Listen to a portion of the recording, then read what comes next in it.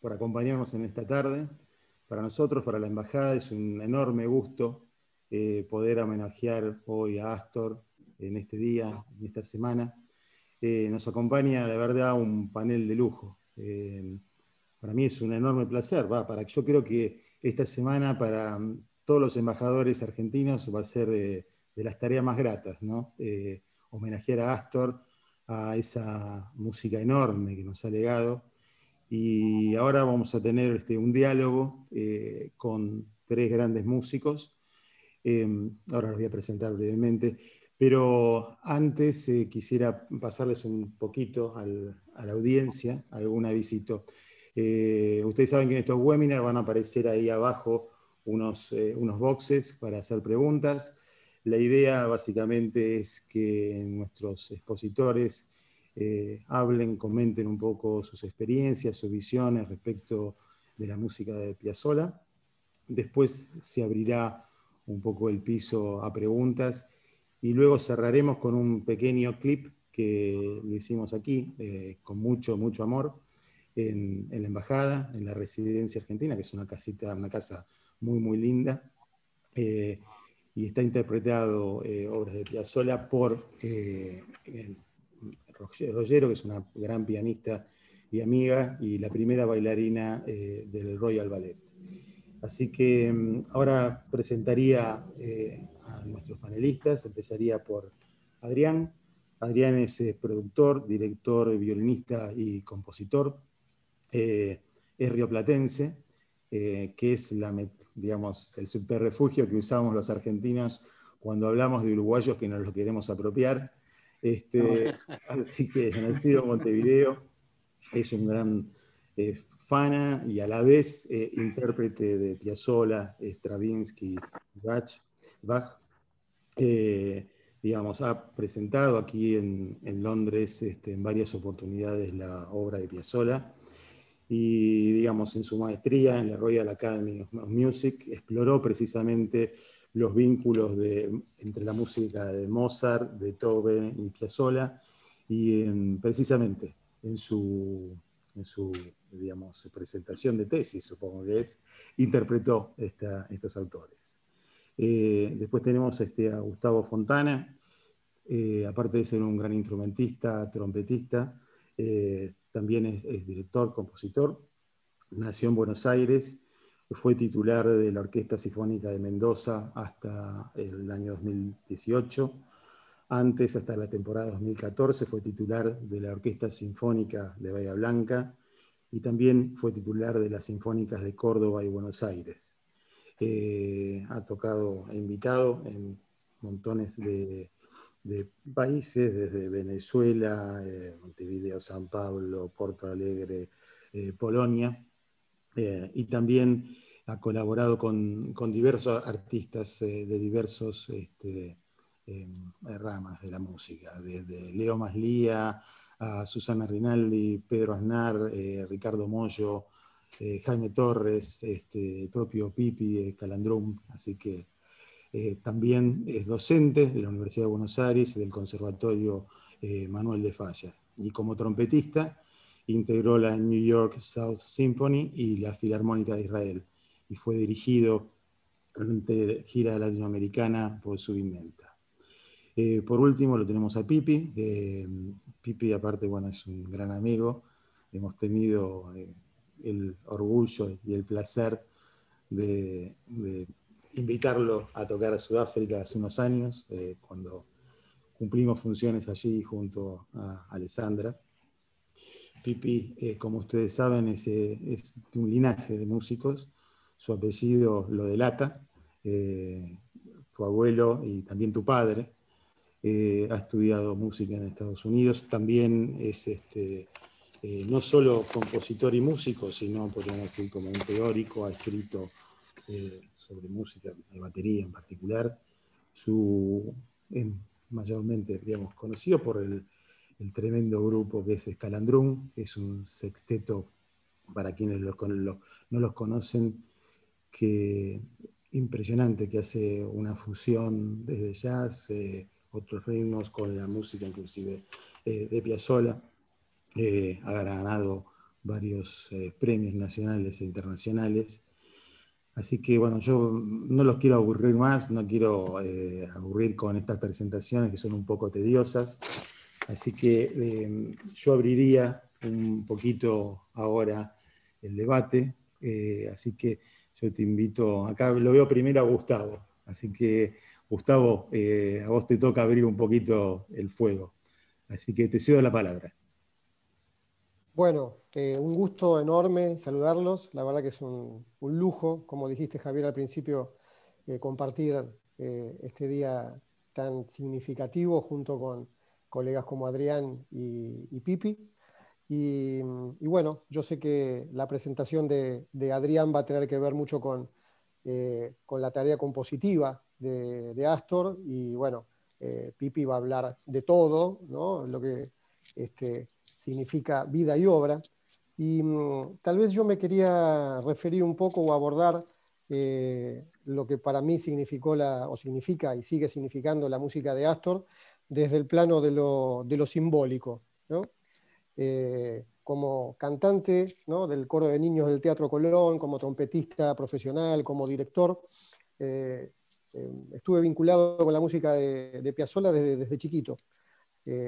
Y en aquel momento tal vez me costaba entender qué era lo que producía en mí, ¿no?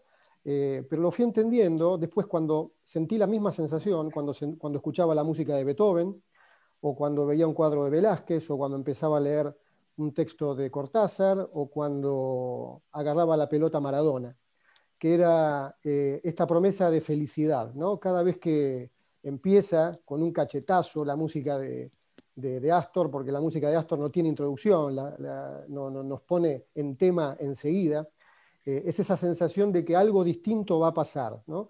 Por eso, cuando charlábamos acerca de cómo rotular o cómo ponerle título a esta parte de la charla, es esto de como herramienta, ¿no?, política, la música de un artista de estas características, y en términos por ahí, de Roland Barthes, cuando dice que la obra ya una vez escrita, compuesta, pintada o lo que fuere, ya no pertenece al autor, al compositor o al artista, sino que nos pertenece a todos. Y bueno, la música de Astor nos da esta sensación de que hay una posibilidad de distribución distinta del mundo sensible, ¿no? Algo en ese universo simbólico, algo distinto puede pasar. Y esto me parece que es un mensaje potentísimo. La obra de él es tan vasta que admite una multiplicidad de análisis a partir de los cuales comprender el significado y la implicancia, digamos, y la trascendencia de lo que significó no solo en nuestro país, sino en el resto del mundo. Y no solo para los músicos, sino para cualquiera. Esta diversidad, digamos, produce que la clasificación de su producción sea una empresa dificilísima. Como dijo hace poco Cherkis Vialo con la muerte de Diego, cuando le preguntaron sobre él, dice, ¿de cuál Maradona me estás preguntando? Bueno, acá es lo mismo, ¿no?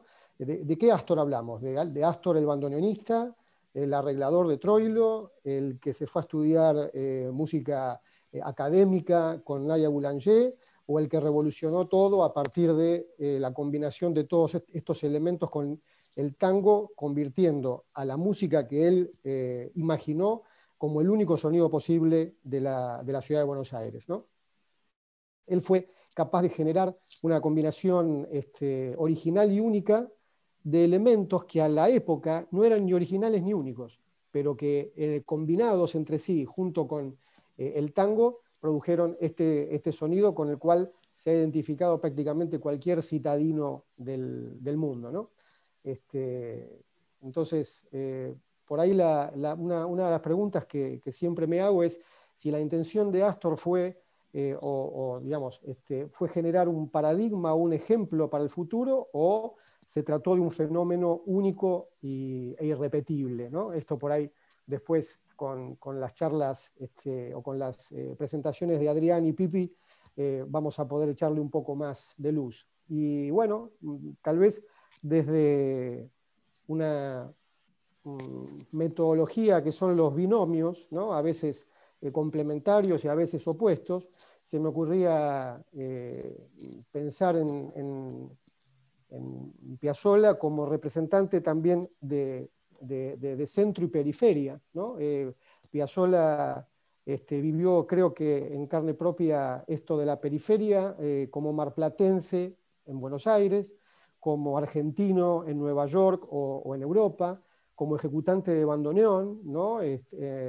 Digamos, no ejecutante de un instrumento tradicional digamos, de los usuales de la orquesta sinfónica, y por último, como compositor de música popular en relación con la música académica, ¿no?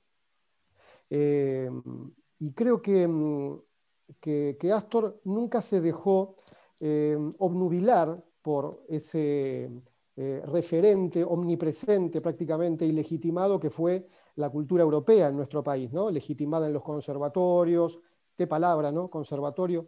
En los conservatorios, en las escuelas, a través de los medios de comunicación. Creo que fue muy auténtico.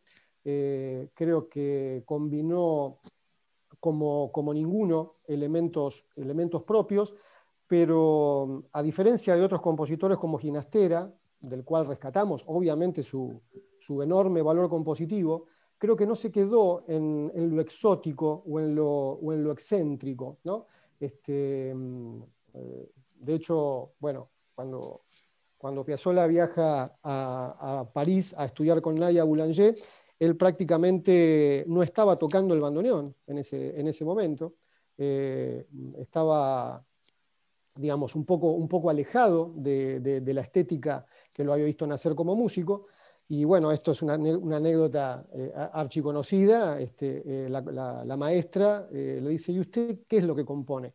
Y él demuestra, y bueno, yo hago esto. Y ella le recomienda: no deje esto porque esto es lo que usted es, ¿no?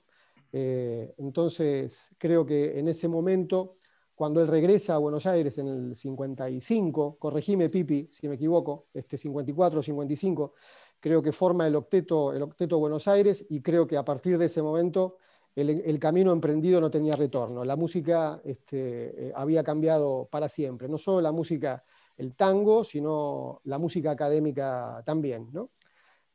Después, tal vez en otro aspecto de los binomios, hablando por ahí desde los conceptos hegelianos de amo y esclavo, me parece que Astor también se enfrentó al amo europeo de una manera muy auténtica y muy valiente, pero tal vez se enfrentó con otro amo, que era el amo nacional, el amo del tanguero tradicional.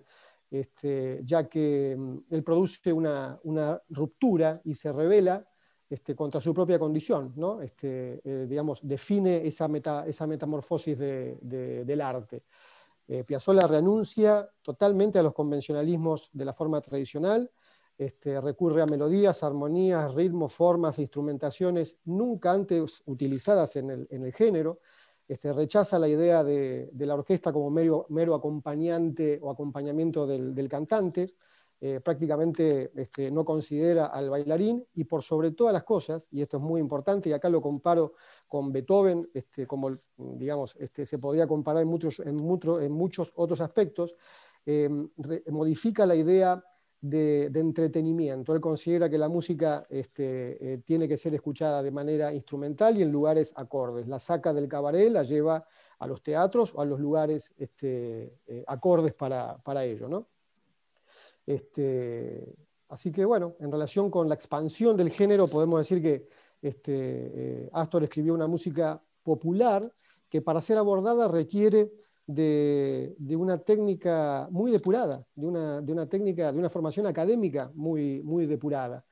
Realiza combinaciones instrumentales hasta entonces impensadas, y genera, como se ha visto en estos últimos días, que hubo un video hermoso circulando acerca de la opinión de enorme variedad de músicos, una influencia inevitable en prácticamente los cultores de cualquiera de las estéticas referidas a la música. Dice Diego Fischerman que el secreto de la música de Piazzolla fue el desplazamiento, ¿no? Posiblemente ninguna de sus fuentes musicales significaba una revolución en sí misma, pero que la combinación de todos estos elementos con elementos provenientes del tango creaba esta música ineludible e incomparable. Y también podemos hablar acerca de la inspiración o del método, ¿no? Hay unas teorías en donde se refiere al hecho de cuál es la principal, el fruto, digamos, la producción artística. Se basa principalmente, es fruto de la inspiración o del trabajo, del tanteo o de la organización. A veces el planteo se ubica como irreconciliable, pero yo creo que es una combinación de ambas, ¿no? Y acá hay una frase muy interesante que dijo Gerardo Gandini, integrante del último sexteto, que creo que habla a las claras de lo que fue la música de Piazzolla. Él dice, la música de Piazzolla es Piazzolla tocándola. Y creo que es clarísimo, ¿no?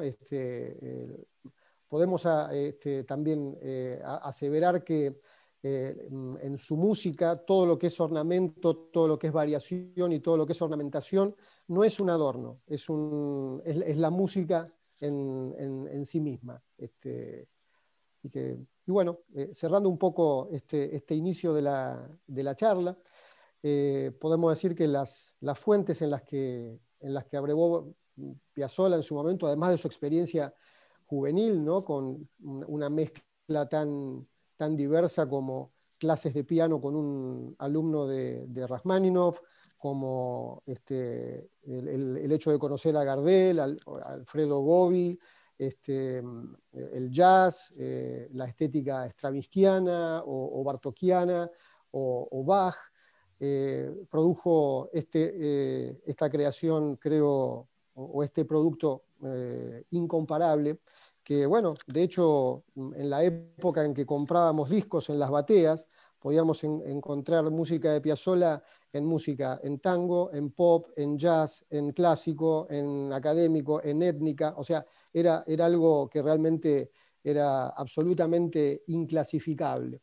Y así como en su momento se lo permitió Beethoven, ¿no? Expandió los límites, no dependió del estilo, sino que se paró por encima de él, extendió los instrumentos con los cuales trabajaba. Digamos, Beethoven, a partir de la tercera sinfonía, establece una plantilla orquestal que se va a respetar prácticamente durante todo el siglo XIX.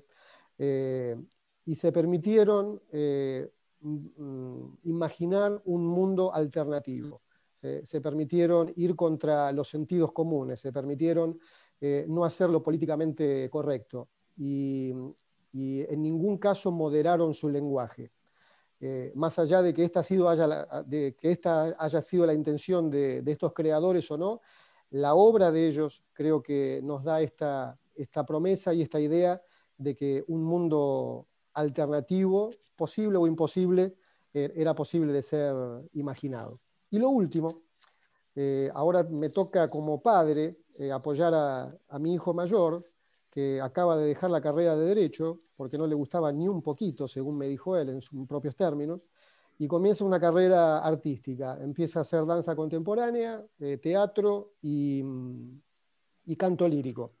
Y me acordé enseguida de una entrevista que le hacen a Piazzolla, no me acuerdo en qué programa, y él habla de su padre. Y él dice, ¿saben por qué yo pude hacer la carrera que hice, o la trayectoria que hice? Porque mi viejo confió en mí y nunca me dijo que no podía hacer, que no era posible. De hecho, mi viejo me compró mi primer bandoneón, me pagó mis primeras clases y creía en mí. Así que creo que ese mensaje también surge a partir de la familia. Y bueno, ahí tenemos a Pipi, que seguramente tanto el abuelo como el papá también creyeron en él. Y bueno, lejos del arte, a veces lamentablemente se considera el arte como algo alejado o que se encuentra en el éter o en la quinta esencia y alejado de la realidad. Creo que en tanto el arte expresado a partir de artistas como Piazzolla, como Beethoven, como Cortázar, como Maradona, se hacen una herramienta política fuertísima, justamente porque nos permiten una redistribución de ese mundo que percibimos de una manera instalada. Así que bueno, Bueno, hasta aquí. muchísimas gracias. Bueno, decirle a tu hijo, vos que se conoce esa frase, serás lo que deberás ser si no serás abogado. Así que Ahí tenés. que siga sus pasos. Mira, yo también cambié de rubro, soy abogado y terminé acá, así que lo mejor para él. Muy bien. Eh, Adrián, todo tuyo. Javier, muchas gracias. Hola a todos y repito un poquitito lo que dijo Gustavo al principio. Es un gusto para mí estar aquí en tan ilustre compañía, conmemorando a algo y alguien que es tan importante para todos nosotros. Yo quería enfocarme un poquitito en Piazzolla como forjador de identidad, porque yo llevo media vida acá en Londres y una cosa que muy frecuente que surge y continúa surgiendo, una pregunta que siempre surge es, Adrián, me encanta la música de Piazzolla, fue un genio, sé que hizo una revolución, pero concretamente, ¿qué hizo? ¿En qué consistió su revolución? Sabemos que integró el tango con música clásica, pero ¿cómo? ¿Por qué? Y para contestar eso, sí, para dirigirse a eso, hay como que hay que levantar el capó del auto y meterse adentro del motor de lo que está pasando dentro de la música. Gustavo ya mencionó algunas cosas en ese camino. Eh, para mí, además de la conexión al jazz, lo principal son influencias, está mal decirlo, los amigos comunes de Piazzolla con el barroco, de Bach principalmente, pero no exclusivamente, y del modernismo de Stravinsky, de Bartók, de Ravel.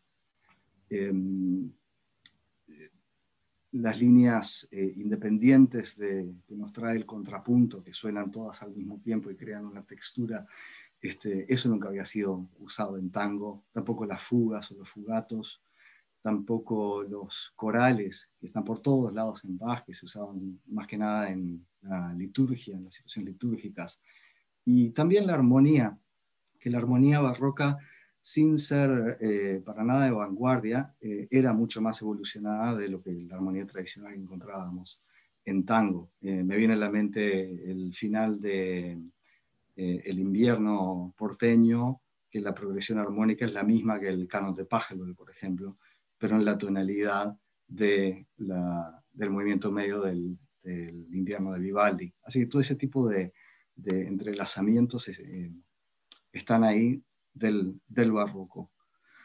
Y del modernismo también una serie de elementos como la disonancia como recurso expresivo, la instrumentación más amplia, Gustavo habló de esto, ¿no? De cello, guitarra eléctrica, etcétera, etcétera, cada vez más abierto. Y eso conlleva a una orquestación más sinfónica y más original también, que era lo que estaban haciendo Ravel, Stravinsky, etcétera. Piazzolla lo empezó a hacer acá también. Y también una estructura más libre, porque con una estructura más rígida de melodía, trío, etcétera, con el que teníamos antes, con una estructura más libre se pueden expresar otras cosas y de forma más auténtica, original, que le representan a uno las cosas. Y acá se conecta perfectamente con el jazz, se lanza hacia el jazz. Ahora, todo esto que estoy diciendo es la teoría.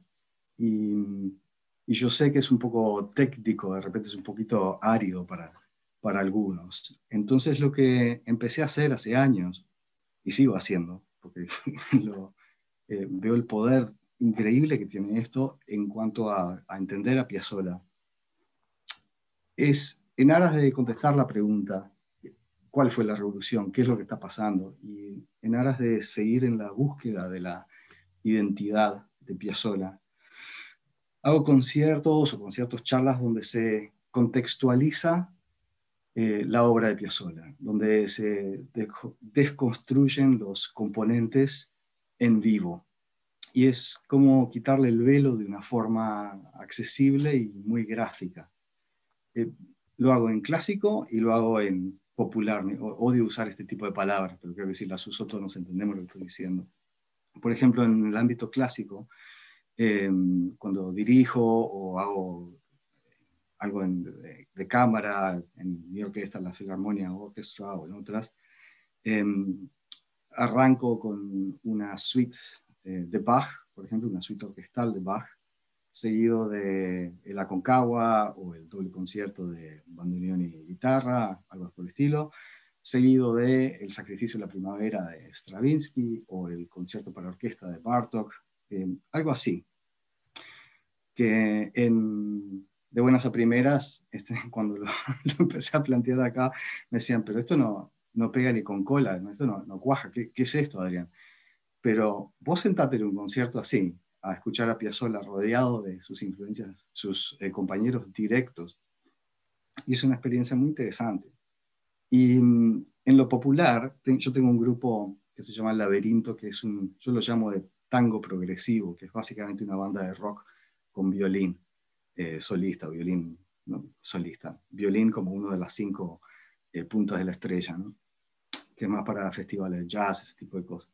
Y ahí, por ejemplo, toco escualo, soy violinista, me gusta tocar escualo, y de escualo nos metemos en El Sacrificio de la Primavera y salís a Mi Madre la Oca de Ravel, y de ahí salís a Oblivion, etc. Entonces, en ese tipo de conciertos, las puertas de entrar y salir de un lado y otro son mucho más fluidas que en los conciertos clásicos. Pero lo que tienen en común hacer las cosas así es, y por qué los continúo haciendo, es por la satisfacción que me da ver en el público. Se lo veo en los ojos. El que entró al concierto a ver a Piazzolla sale amándolo. Y el que entró amando a Piazzolla sale con una euforia total por tener un entendimiento más profundo de del logro brutal de lo que está sucediendo. A veces las comparaciones entre artistas así, poner uno al lado del otro, no son del todo fortuitas. Hace poquitos años, acá en Londres hubo un caso donde un artista de video muy famoso, no lo voy a nombrar, pero es mundialmente conocido, hizo una exhibición de sus obras al lado de obras de Miguel Ángel. Y la idea era que la gente viniera a la exhibición y viera cómo la balanza estaba pareja, y esto era increíble. Desafortunadamente no sucedió eso, y lo que se vio es que todos conocemos a Miguel Ángel. Pero en el caso de Piazzolla no sucede eso. Cuando lo contextualizamos, cuando lo rodeamos de Bach y de Stravinsky y de los otros, queda en relieve el monumental logro, fruto de un monumental esfuerzo que él realizó para forjar la expresión de su identidad artística. Es hermoso hacer eso, y es hermoso ver eso en la gente. Y en ese sentido, para mí, yo siempre veía, no siempre, cuando era más chico no apreciaba, pero a medida que, bueno, soy el único más canoso del día de hoy, me parece, aunque no soy el más viejo. En ese sentido, para mí, Piazzolla es como un rompehielos universal, porque donde antes había mundos que estaban separados y fijos, al abrir ese cauce, permitió que estos mundos y elementos dispares se cruzaran y se rozaran y se amalgamaran. Ese rompehielos no nació de una satisfacción con su entorno, que estaba todo bien, sino todo lo contrario. Y en ese sentido, para mí, Piazzolla es un referente para todos nosotros, porque ¿quién no se ha sentido así alguna vez?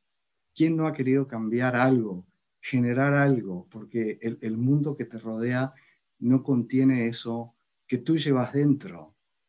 No es solo lo que tú pensás, sino es quién sos. Creo que en alguna forma todos nos hemos encontrado en algún momento de nuestras vidas, quizá hoy mismo, con esa frustración o con esa bronca o con ese no, que el entorno no responde a lo que yo soy. Y esto es en cualquier área del quehacer humano, no tenés que ser artista para sentir esto, marketing, finanzas, nuevo sistema de irrigación para mi viñedo, ¿cómo voy a hacer? ¿Cómo voy a hacer esto que yo veo? Y cuando pasa eso, ya Piazzolla trascendió la música. Piazzolla es músico, hablamos de música cuando hablamos de Piazzolla, pero cuando sucede esto, es una cosa sobre la condición humana. Y Piazzolla se convierte en un mentor que ya no está, pero que siempre está. Y que con su ejemplo, su obra, su tesón, al forjar su identidad, nos muestra a nosotros cómo podemos forjar la nuestra. Eso es todo de mí, Javier. Bueno, muchísimas gracias, Adrián. Buenísimo. Bueno, Pipi, a ver, vos, toda tuya la pista. Bueno, buenas, ¿cómo andan? La verdad también para mí es un placer compartir esta charla, este homenaje, con gente que sabe tanto, ¿no? Colegas que han analizado de manera profunda la música de mi abuelo. Y bueno, yo me voy a referir un poco al plano personal y también un poco conceptual, ¿no? Por ejemplo, en el plano personal, bueno, él fue un gran abuelo. Yo tuve la suerte de compartir muchos momentos con él hasta mis 20 años. Por ejemplo, tuve la suerte de que mi papá tocaba en los años 70 en el octeto electrónico.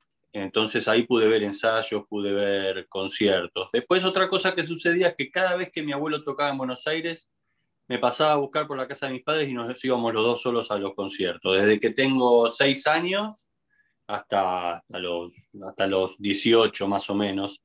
Lo pude acompañar al mítico concierto del año 83 en el Teatro Colón, donde él en el programa de mano me puso para mi querido nietito, no te olvides nunca la noche en la que tu abuelo triunfó, portate bien y sé bueno en la vida, me pone. Bueno, para él haber tocado ahí en el Colón fue la noche más importante de su vida. Y bueno, y después ya más de grande lo pude analizar y me di cuenta el porqué, ¿no? Esa aceptación del mundo clásico que él tanto admiraba, que le den un día entero para él, que disponga de la orquesta, y yo creo que ahí en ese año ya como que se terminaba un poco la polémica, ¿no? Ya se terminaba con esta lucha que él tuvo siempre por haber cambiado el tango. Bueno, él me regaló mi primera batería, charlábamos mucho de jazz, él era fanático de Keith Jarrett, le gustaba que le cuente anécdotas de fútbol, y él siempre me recomendó que si yo tocaba la batería había nacido con el jazz, y que si la batería había nacido con el jazz, era un instrumento que estaba diseñado para tocar ese estilo. Entonces, bueno, yo tomé cartas en el asunto y también ahí me di cuenta de la importancia de la raíz, ¿no? De los estilos. Él no podría haber cambiado nunca el tango si no conocía la raíz del tango, si no conocía la raíz de la música clásica o la raíz del jazz, porque si no conoces la raíz de las cosas cuando las cambiás, muchas veces suena como a un híbrido, ¿no? Si no tenés ese conocimiento en profundidad del estilo al cual vas a manipular después. Una cosa que les quería contar, que está muy interesante, es el tema de la universalidad de la música de mi abuelo, ¿no? Yo estuve de gira por Rusia hace un par de años y me contaron que en Rusia, para ir al recreo en los jardines de infantes, los chicos, los niños cantan libertango, sin saber que es de Piazzolla, ni nada, tararean libertango, se van al recreo en Rusia cantando libertango. Después también infinidad de veces vi niños descalzos tocando por monedas en las peatonales del mundo, tocando música de mi abuelo también. Y de acá vamos a lo que es la universalidad un poco para mí, y yo me remonto un poco porque también es las vivencias son importantes a la larga, ¿no? Mi abuelo cuando era chiquito se crió en Nueva York. Vamos a unir varios puntos acá. El sonido de Nueva York era el jazz. Mi abuelo, no sé si sabían, hacía zapateo americano en las esquinas para juntar monedas. Y su sueño era tener una armónica para tocar y para juntar más monedas todavía. Bueno, mi bisabuelo Nonino, el papá de Astor, escuchaba tango todas las noches y lloraba porque extrañaba Argentina. Y Nonino va y le regala un bandoneón, con lo cual mi abuelo se lo tomó de muy mala manera porque relacionaba al tango con algo triste, ¿no? Algo que te hace llorar, algo que al papá lo hacía sentir mal. Pero bueno, allá no había, en esa época no había tutía, ¿viste? Te regalé el bandoneón y lo vas a estudiar, y no quedaba otra. De hecho, en Los años del tiburón, en el último documental, dice que el padre lo obligaba a estudiar todos los días, y si no quería se pudría todo. Eran otras épocas, ¿no? Pero bueno, él después en el programa de Mareco se lo agradece al padre, lo dice, ¿no? La verdad dice, gracias a mi padre, bueno, yo estoy acá hablando con vos, ¿no? Porque me obligó a estudiar muy fuerte. Y después mi abuelo, en esa época también, estudiaba piano clásico con un pianista, un vecino que vivía en el mismo edificio, e intercambiaban las clases por comida. Acá, mi abuelo estudiaba música clásica, no tenía piano para practicar, practicaba las cosas en el bandoneón. O sea, una locura, porque el bandoneón es el instrumento más difícil del mundo. El bandoneón tiene 2 teclados. En primer lugar, que no los podés ver porque están a los costados. O sea que ya arrancás tus primeros pasos sin poder ver dónde están las notas. Después, este teclado tiene ubicadas las notas diferentes a este teclado.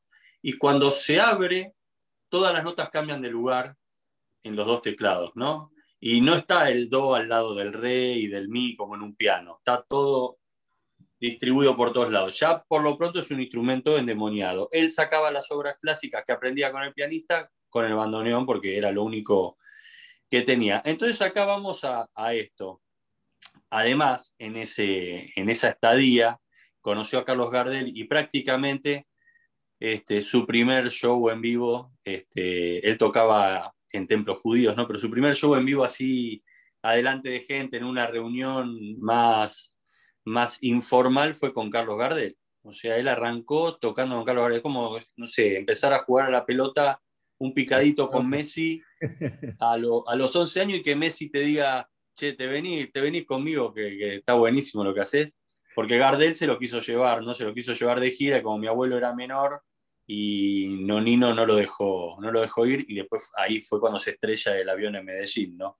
Así que no estaríamos hablando de él en este momento si lo dejaban ir de gira. Cosa rara que no lo dejaron ir de gira porque Gardel era ídolo de Nonino y Gardel era el tutor de mi abuelo, con lo cual mi abuelo podía tocar con Gardel porque Gardel era el tutor, porque como era menor de edad, si no, no lo dejaban tocar. Entonces, a esto voy. A esa temprana edad, muy temprana edad, vivía en la ciudad que tiene el sonido del jazz, hacía zapateo americano. Dicen que para tocar bien jazz hay que saber bailarlo. Entonces, bueno, ya ahí la raíz está bien marcada. Estudiaba música clásica, todo eso lo sacaba en el bandoneón, y en su casa sonaba el tango todo el día, y su primer show fue con Carlos Gardel. Si te pones a pensar conceptualmente, es un poco lo que terminó siendo Piazzolla en el futuro, una música universal que contiene estos elementos jazzeros, clásicos, y del tango de propia raíz, ¿no? Porque cuando después se vuelve de Estados Unidos, se vuelve loco con el tango, bueno, y automáticamente a los 18 años empieza a tocar con la orquesta más grande de la historia del tango, desde mi punto de vista y desde mi gusto, ¿no? La orquesta de Aníbal Troilo. Y bueno, y mi abuelo tenía algo que siempre ahí, ¿no? Con la música clásica, a mi abuelo no le gustaba la noche, no le gustaba el cabaret, no le gustaba ese tipo de vida.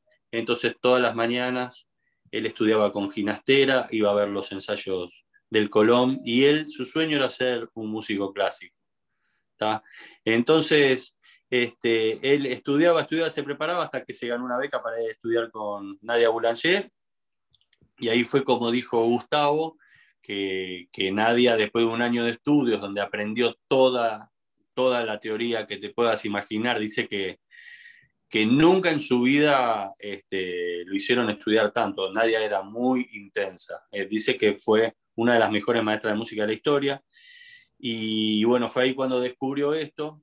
Le dice, bueno, es Piazzolla, nunca lo abandone. Mi abuelo, como dijo Gustavo, no estaba tocando el bandoneón porque él no quería ser más tanguero, no quería tocar más tango.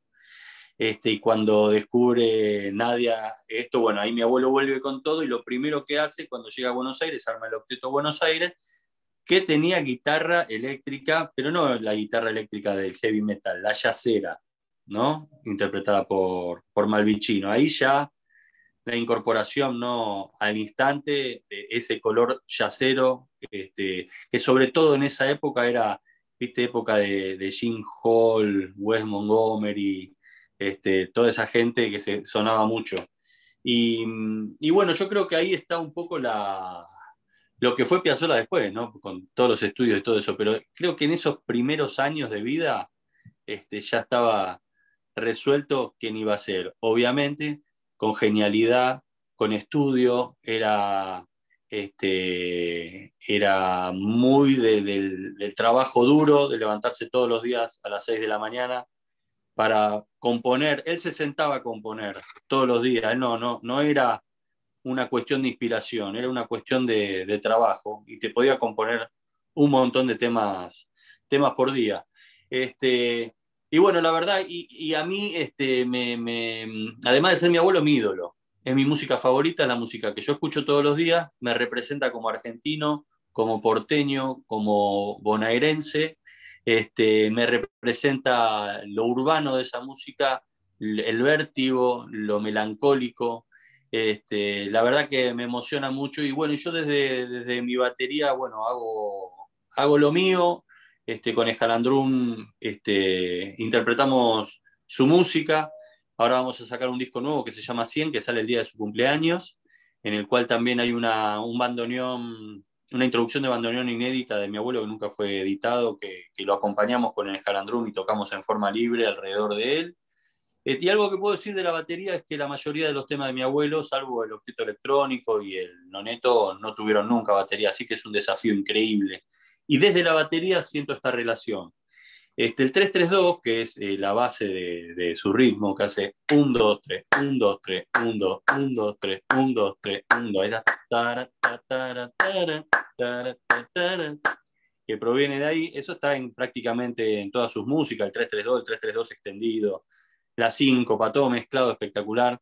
Yo siento que el 3-3-2 es como una base lenta, que es lo que va haciendo el bajo y el bombo de la batería, la parte grave, y arriba todas las melodías están al doble y yo siento como una relación directa con el up tempo swing, que es el swing rápido que a mí me gusta mucho tocar. Entonces para mí es todo un desafío y bueno, es una música, nada, increíble. Es como tocar, bueno, dicen que el tango es como una pequeña orquesta sinfónica sin director, ¿no? ¿Saben por qué mi abuelo tocaba parado? ¿Alguno lo sabe? Para poder dirigir. Por eso se paró. Porque cuando arrancó con su primer grupo, como estaba ahí sentadito, nadie lo veía y por eso se paró. Y mi abuelo tenía un problema en una pierna, había nacido con el piecito dado vuelta, tenía una pierna muy finita, así que imagínense el temperamento, ¿no? Y la entrega de ese tipo que se bancaba un show de 1 hora y media tocando en una sola pierna, ¿no? Paradito ahí con el taburete para poder dirigir o tirar cabezazos o tener contacto visual, que es muy importante entre los músicos. Así que bueno, nada, cualquier pregunta, ya saben, puedo responder. Y bueno, eso es todo. Pipi, bueno, muchísimas gracias. La verdad que un gustazo escucharte. Mira, primero hay algo que me llamó muchísimo la atención, porque yo siempre pensé que Piazzolla era un tipo así como tremendamente seguro de la música, lo que es obvio, inclusive de su rol en la historia de la música, en la historia del tango. Pero esas cosas que vos dijiste que en el 83, cuando tocan el Colón y te hace esa dedicatoria, acordate esto, porque es cuando tu abuelo triunfó, digamos. Me parece algo, viste, como, por lo menos a mí, me sorprende como esa cosa de, digamos, de ese reconocimiento que me imagino que un tipo que hacía esa música, porque para el 83 ya era, digamos, era tremendo el corpus de él y el impacto de él. Esa cosa, digamos, como psicológica de esperar ese reconocimiento, Sí, total. que ni siquiera él te daba la imagen esa, porque era un fighter el tipo, o sea, no te daba una imagen de un tipo que esperaba, digamos, ese tipo de reconocimiento. Digamos. Bueno, eso es una reflexión nomás.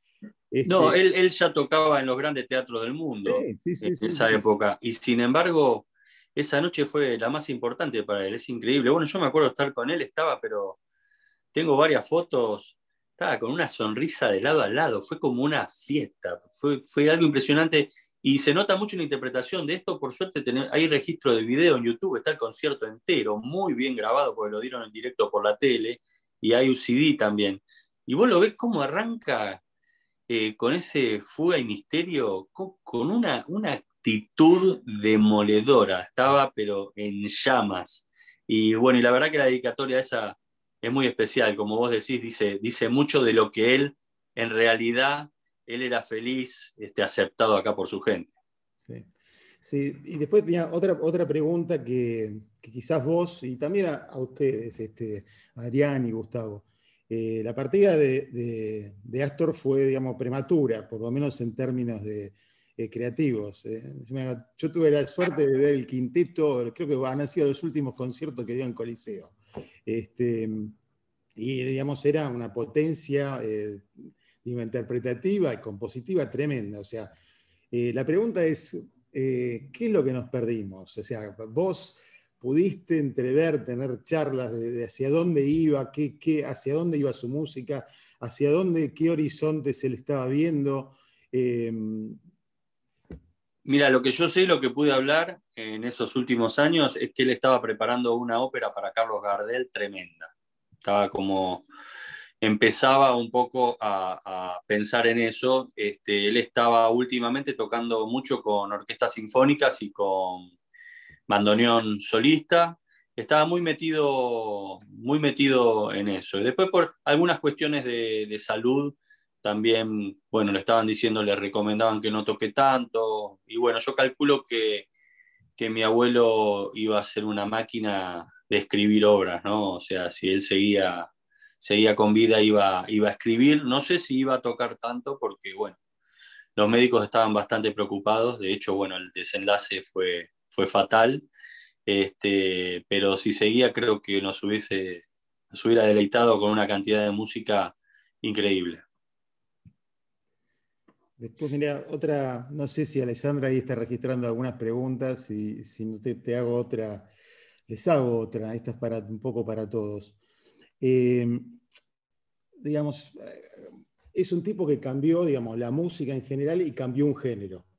Hay bastantes, así se habrá dado algunos paralelos, otros músicos, como por ejemplo, qué sé yo, en el jazz, que han cambiado, digamos, el curso de la música, pero que gente que ha sido influida o han tocado con ellos, qué sé yo, Miles Davis, influenció a medio planeta, en Planeta Jazz. Digamos, influyó y, digamos, fue un componente en la música de otros, digamos. En el caso de Piazzolla, digamos, y han como salido un poco de esa órbita gravitatoria creativa de Davis.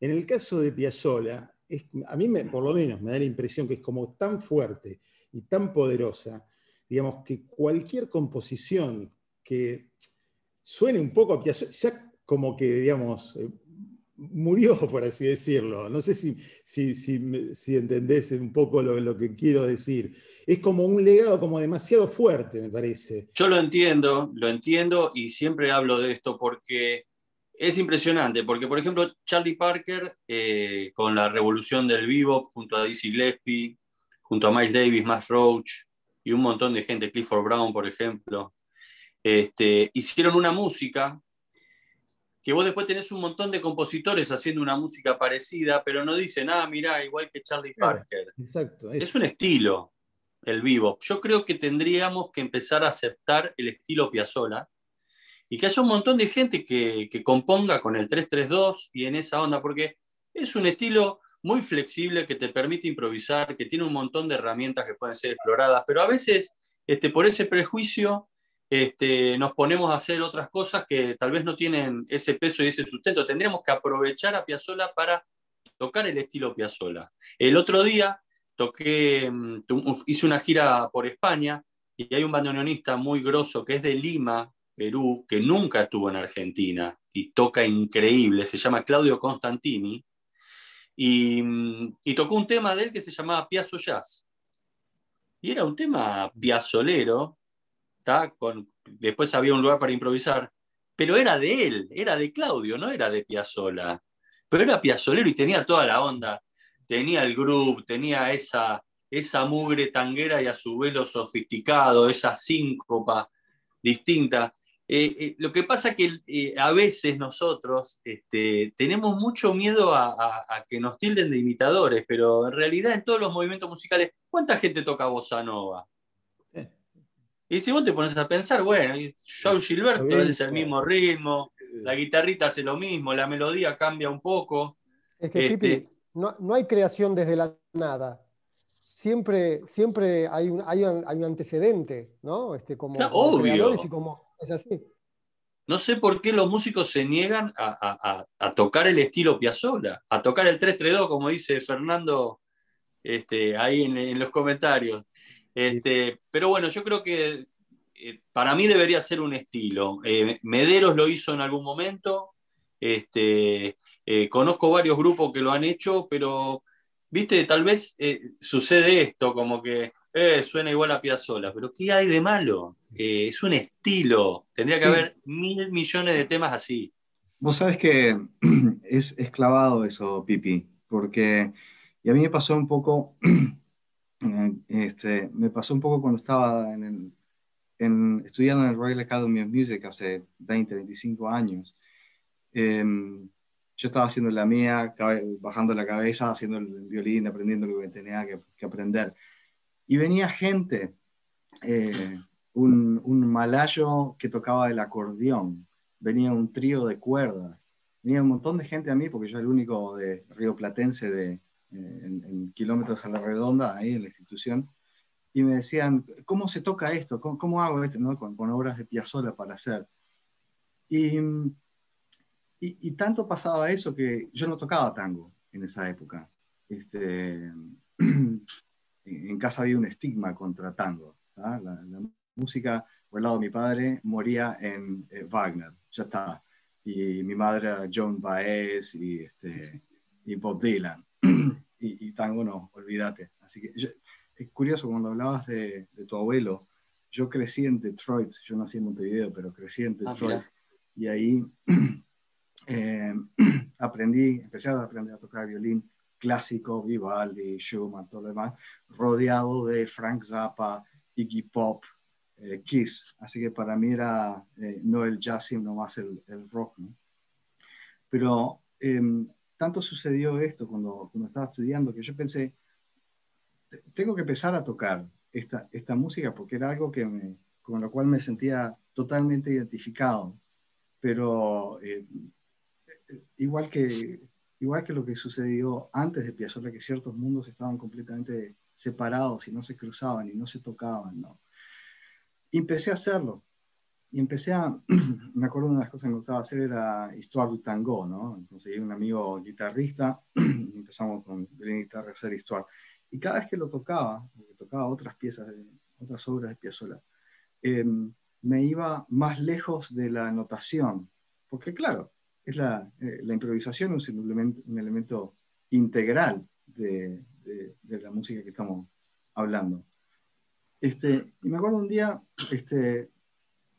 estaba escribiendo mi arreglo de fuga y misterio para cuarteto de cuerdas o algo así. Y me fui tan lejos que lo único que retuve de fuga y misterio fue el bajo, la línea de bajo. Entonces, y eso es una práctica del barroco, que era el bajo continuo, y arriba se apilan las líneas así. Eso para mí, Pipi, y a quien le interese, fue como los principios míos de composición en el lenguaje que tú llamas piazzolesco, piazzolero. Porque el problema con eso, con ese lenguaje, es que es tan único y tan poderoso que cuando entras a componer así, es muy difícil que no suene como Piazzolla, que suene con la identidad propia. A mí me llevó una evolución enorme durante el largo tiempo, de una década, tratando de buscar dentro de esta influencia gigante, que es ese sonido, el buscar el lenguaje propio dentro de ese sonido. Así que entiendo totalmente lo que decís sí, ¿cuál es el problema con que suene como Piazzolla? Pero de repente la reticencia viene por ahí, ¿no? Porque es tan fuerte y es tan bueno que cuando entramos en ese mundo, estamos en ese mundo. Sí, tal cual es como decís. Yo creo que, bueno, que estilísticamente en otros estilos no se cuestionan tanto, ¿no? O sea, vemos miles de grupos con influencia Beatle, no se hacen ningún problema. Pasa con la música brasilera, pasa con la salsa. Y bueno, pero es así, es así. Yo creo que tiene un poco que ver con que mi abuelo hizo todo esto solo, ¿no? Que no había un movimiento de compositores que estaban con él, 10, 15 compositores tirando para el mismo lado, como pasó con el bebop o el rock o la bossa nova. Él estaba solo contrató, era el único que hacía eso, y lo querían matar encima, salía todos los días en la tapa de los diarios. Era Es que terrible, era como un River de, Boca, que un tipo por cambiar la música salga en los tapos de los diarios es rarísimo. de alguna manera se enfrentó a ambos mundos, ¿verdad? Claro. Entonces tenía detractores de todos lados. Y ahora que los escuchaba atentamente, Adrián, y a vos, Pipi, y ante la pregunta de Javier de qué estaría haciendo Astor en este momento, yo lo imagino siempre cruzando puentes con las estéticas más modernas. Me lo imagino trabajando con Jacob Collier, por ejemplo, o haciendo experimentos con el trap, o no renegando de nada, digamos, ¿no? Él en una charla dice en un momento, el choclo es lindísima música, pero no podemos seguir tocando el choclo, ¿no? Entonces nos dice un poco también a los músicos clásicos que Brahms es hermoso, pero fue escrito para un hombre de otra época, en otro momento, y como dice Harnoncourt en un momento, para digamos, el hombre del principio del siglo XX, que no soporta el mensaje de lo que los compositores tienen para decir, tiende a irse hacia el pasado, a buscar un poco esa música que le resultaba más cercana, no tan ajena, y tiene que de alguna manera achatar el mensaje para poder seguir disfrutándolo, ¿no? Entonces, lo que nos dice tu abuelo es, bueno, sigamos componiendo, no podemos pedirle al artista que modere su lenguaje porque nos resulta árido o críptico, ¿verdad? Para vos, Gustavo, vos dijiste una frase que me pareció genial. Dijiste que la música de Piazzolla, que no tiene, digamos, como prólogo, no tiene, es como una especie de trompazo musical y emocional, y dijiste algo que me pareció increíble, que es una promesa de felicidad. Eso me parece que es una definición de toda gran música, de todo gran arte.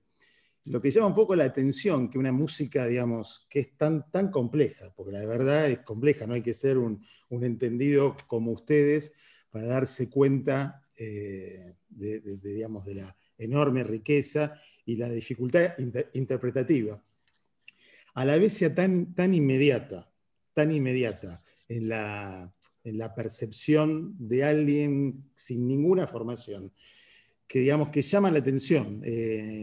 A mí la verdad que no se me ocurren muchos así compositores que produzcan ese mismo efecto. Sí.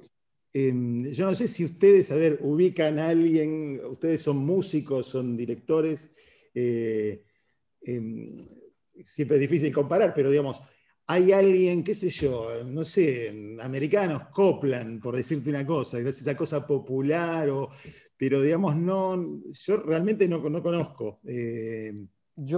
Sí, entiendo perfectamente, Javier. Yo tengo uno solo, al cual de alguna manera comparo y creo que fue como una especie de resumen de todo, ¿no? Que fue Beethoven. La contundencia de Beethoven, la autenticidad, la honestidad, la expansión, la rebeldía contra lo establecido. Pensá que la tercera sinfonía de Beethoven, cuando se estrena, el primer movimiento dura lo que cualquier sinfonía completa de Haydn o Mozart hasta la época. Entonces, el loco se manda con una sinfonía de casi una hora, bueno, ahora no vamos a hablar de la parte técnica, pero con cosas que parecen incompletas y expandidas, y hace unas codas que antes eran 16 compases, chimpum, tónica dominante y terminaba, y la coda del primer movimiento es prácticamente tan extensa como la exposición. Así que para mí el mensaje, además, como humanista y como moderno de Beethoven, digamos, de Piazzolla, es comparable solo al de Beethoven. Y de hecho, para separarse de lo que instaló Beethoven, hubo que destruir de alguna manera o deconstruir la tonalidad, ¿no? Me lo imagino a Mahler ahí en las fronteras de la tonalidad, ya es su novena sinfonía, cuando la tonalidad no le alcanza más. Qué momento de desolación habrá sido eso, ¿no? Además sintiendo que se moría. Y bueno, lo imagino también a Astor, amante del tango, viendo y diciendo, no podemos seguir escribiendo esto porque la ciudad cambió, ya no es el farolito, ni el arrabal, ni el canyengue, ni el hombre que la mina lo engañó. Es otra cosa la que tenemos que reflejar, ¿no? Es otro universo. Así que para mí, Beethoven. Yo tengo que decir que estoy totalmente de acuerdo contigo, Gustavo, totalmente de acuerdo con eso, porque particularmente con el ejemplo de la Sinfonía Heroica, porque la tercera sinfonía, hasta el momento donde se tocó la tercera sinfonía de Beethoven, las estructuras eran fijas, habían desarrollado orgánicamente estructuras, pero básicamente eran fijas, o sea, la forma sonata, la forma rondó, y Beethoven mete 2 o 3, 4, 5 cosas que son absolutamente únicas y que rompen de un saque todo el orden que vino antes. O sea, él solo cambió el curso de la historia de la música. Muy cerca de Beethoven, yo también pondría a Stravinsky y pondría a Haydn en compañía de Piazzolla. Y lo digo, y esto es por motivos musicales y la relación de la música con la gente, con la sociedad en que actúa esa música. Porque en el caso de Stravinsky es muy famoso el episodio de cuando se estrenó el Sacrificio de la Primavera, de que la gente pensaba que esto no es música, se agarraron a trompadas adentro del teatro de Champs-Élysées cuando se estrenó. Pero Stravinsky se había cuidado 2 años antes, cuando estrenó su primer ballet, de hacer una música muy políticamente correcta, ¿no? El ballet del Pájaro de Fuego. Al año siguiente volvieron otro ballet muy lindo, muy tonal, con Petrushka. Y el tercer año, cuando ya tenía la atención de la gente, cuando la gente sabía que iba a haber algo muy bueno, muy lindo, ahí viene la cachetada, ¡pah!, del Sacrificio de la Primavera. Y entonces son compositores y son momentos que afectan la sociedad en la cual nace esa obra y el artista expresa eso en ese momento. Y Haydn lo incluyo porque Haydn hizo algo muy parecido a lo que Piazzolla hizo con el tango, que fue trasladar el género de un ámbito a otro. En la época de Haydn, el cuarteto de cuerdas era algo absolutamente exclusivo para los palacios, para la realeza, para las clases nobles, y jamás nadie trabajador, nadie más había escuchado cuartetos de cuerda. Y Haydn dijo, no, esta música es hermosa, es barata, es para todos. Y Haydn llevó el cuarteto de cuerdas, lo sacó del palacio y lo metió en la sala de conciertos. Por supuesto, como dijeron ustedes, son otras épocas, no estamos ahí para nada, pero desde el punto de vista conceptual y desde el punto de vista social y desde el punto de vista de lo que estás haciendo con tu música para transformar la vida de la gente, la sociedad en la que estás. Todos estos son muy buenos compañeros y van de brazo con Astor. Por eso es ¿Yo sabés lo que hago en mi casa? ¿Qué? Todo el tiempo pongo música de mi abuelo, ¿no? Y cuando la pongo le digo a mis hijos, ¿viste? Digo, escuchen, atentos. ¿No los representa esto? ¿No sienten que estamos en la calle y se viene un colectivo y no sienten eso? Entonces empiezo a caminar medio, ¿viste? Que bueno, el porteño tiene esa influencia medio italiana, también española, pero que movemos mucho las manos, somos cancheros. Entonces empiezo a cancherear ahí en el living y se mueren de risa. Y me dice, sí, tal cual, me dice. Como que trato de decir, es el sonido de esto. Y lo hago a cada rato, les encanta.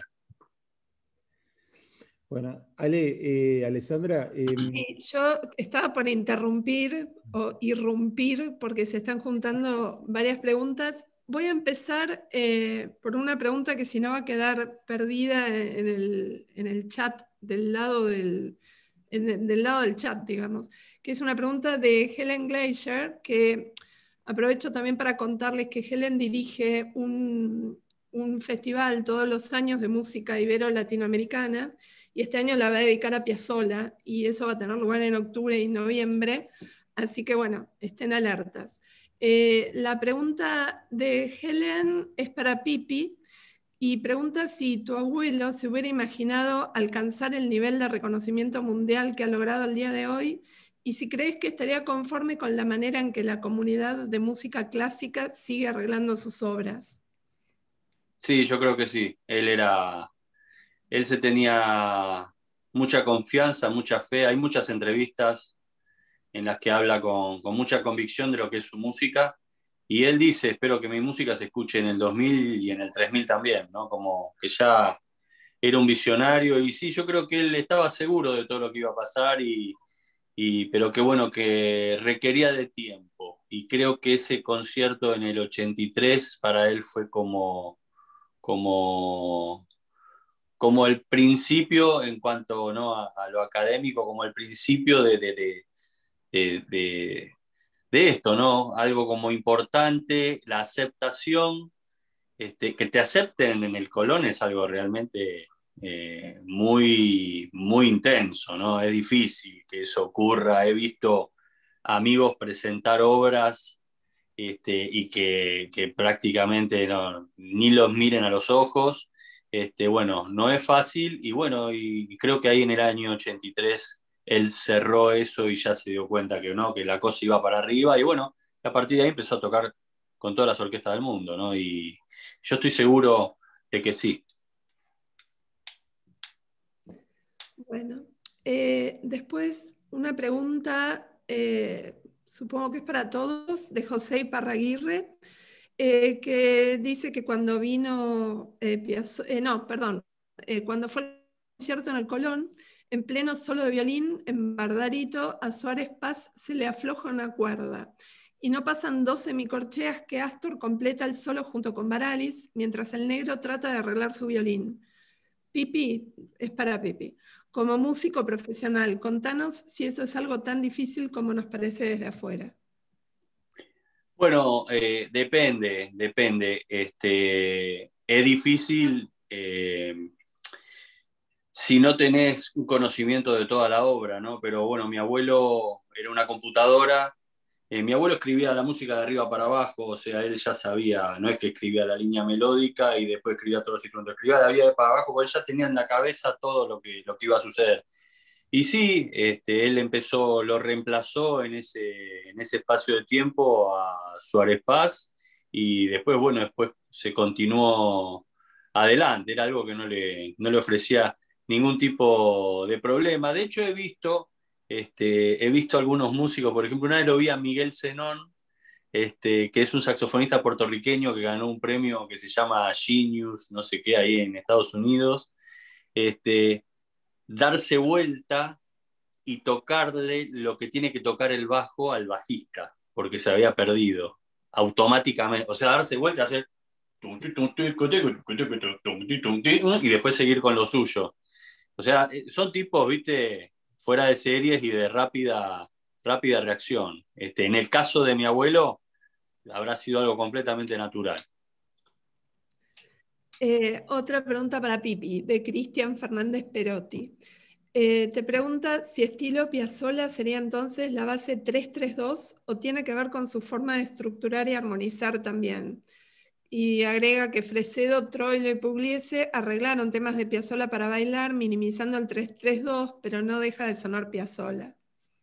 Sí, bueno, el 3-3-2 es solo una herramienta rítmica. Yo la nombro siempre porque creo que el ritmo es como la columna vertebral, ¿no? El ritmo, después los bajos, la columna vertebral de cualquier canción, obra, ¿no? Si vos escuchás un bajo que no es la nota que debería ser, se da vuelta a todo el mundo, ¿no? Y bueno, es el ritmo, pero después está todo, ¿no? La interpretación, el tipo de melodía que utilizás, las armonías, todo va involucrado en un estilo, no solamente el ritmo, pero bueno, el ritmo es un dato no menor, ¿no? Bastante importante. Y después Ezequiel Blanco pregunta si podría ser también Piazzolla, además de ser quien lleva el lenguaje del tango al gran público académico, acercó al público de la música popular y en particular del tango a la música orquestal y académica. Bueno, creo que estuvieron reflexionando sobre eso, pero no sé si quieren agregar alguna cosa más. Maestros.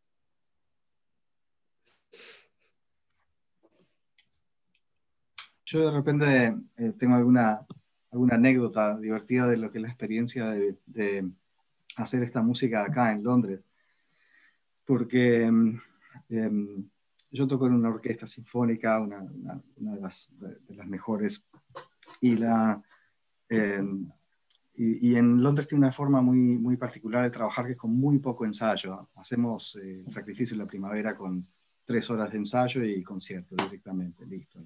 Está todo muy aceitado, muy depurado. Entonces es muy gracioso para mí cuando voy a hacer la música de Piazzolla con orquesta. Bach, bárbaro. Stravinsky, bárbaro, ningún problema. Piazzolla, tocan y lo leen como leen un Bach o leen una sinfonía de Schumann y no suena bien. Y no es por cómo Piazzolla lo escribió, sino que es por cómo se lee, con los lentes que tienen puestos de los lentes sinfónicos de música clásica, de leerlo así.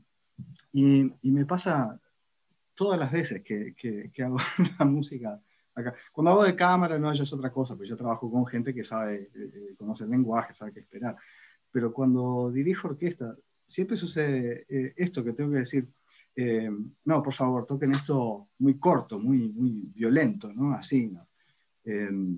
Imagínense, gente que no maneja, para ellos el lenguaje de Piazzolla es tan foráneo como para una persona en Buenos Aires decir, bueno, ¿qué tan entendés profundamente la música de Mendelssohn y Brahms?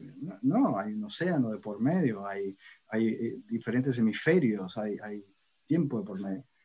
Y entonces les digo, no, tóquenlo así, de esta manera. y dicen, pero acá en la partitura, y me muestran la partitura, y dicen, no, pero acá está escrita una negra, entonces tiene que ser más largo, así. Digo, no, no, no. En el lenguaje de Piazzolla, que tienen muy común con el jazz, con los jazz charts, ¿no? Es decir, bueno, el jazz chart es eso, a nadie se le ocurre pasar por la cabeza leer un jazz chart y tocar el jazz chart y solo las notas que están en ahí y no hacer nada más. Así que este tipo de diálogo es muy curioso, pero cuando le agarran la onda, suceden cosas muy interesantes.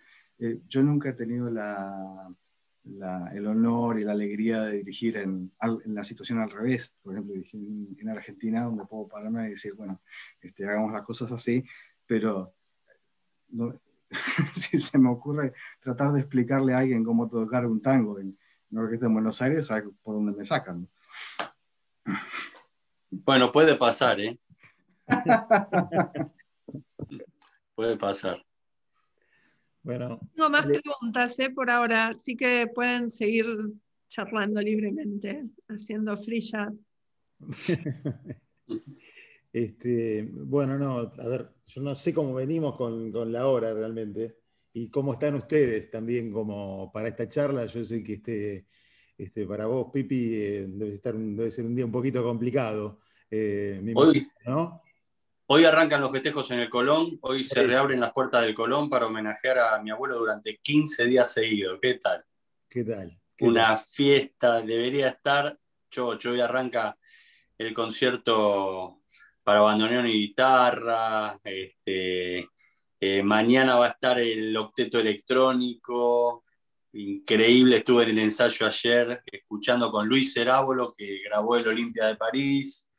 Se va a volver a recrear la noche del 83 con el zurdo Reusner a la batería, el hijo de Antonio Agri, el gran Pablo Agri en el violín, Daniel Vinelli en bandoneón, que también es un ex Piazzolla. Bueno, vamos a estar con Escalandrum el 11, que es el día del cumpleaños de mi abuelo, así que va a ser muy emotivo para mí porque bueno, yo compartí esa noche con él y va a estar hermoso poder tocar ahí. Va a estar el quinteto, va a estar la Camerata Bariloche. No, es impresionante que el Colón reabra después de un año de estar cerrado y que se toquen durante 15 días Piazzolla, ¿no? Y eso sí que no sé si se lo hubiera imaginado. Sí, Eso es muy fuerte. una Y hoy pregunta. es el puntapié inicial. No, una pregunta práctica. Digamos, todos estos festejos, estos 15 días de conciertos, ¿van a estar siendo transmitidos como YouTube, a un canal? Digo, porque la verdad nos Mirá, encantaría a nosotros poder no solo verlo, sino colgarlo por ahí en las redes para que la gente lo pueda ver aquí. sí, mira, va a ser presencial, van a haber 450 localidades que ya están casi todo agotado y van a ser todas las noches virtual gratis para todo el planeta. Ah, espectacular. Hay que meterse en la página del Teatro Colón Bueno, o en el Instagram, ahí te explica cómo es. excelente. Bueno, yo la verdad les quiero agradecer muchísimo, muchísimo, Gustavo, Adrián, Pipi, la verdad que ha sido un gusto. Como digo, debe ser, te digo, el Zoom que más he disfrutado desde que empezó la pandemia, sin duda. Y creo que la verdad que creo que la audiencia también. Y ahora, bueno, como para cerrar, a ver, Alessandra nos va a poner ahí, va a hacer un poco de DJ, y nos va a poner un pequeño clip que grabamos aquí, como dije, en la residencia. Interpreta la Milonga del Ángel Marcela Roggeri y lo baila Marianela Núñez, que es prima bailarina del Royal Ballet. Así que bueno, espero que lo disfruten. De vuelta, muchísimas gracias a ustedes, realmente lo hemos disfrutado muchísimo. Gracias a toda la audiencia. Así que, de vuelta.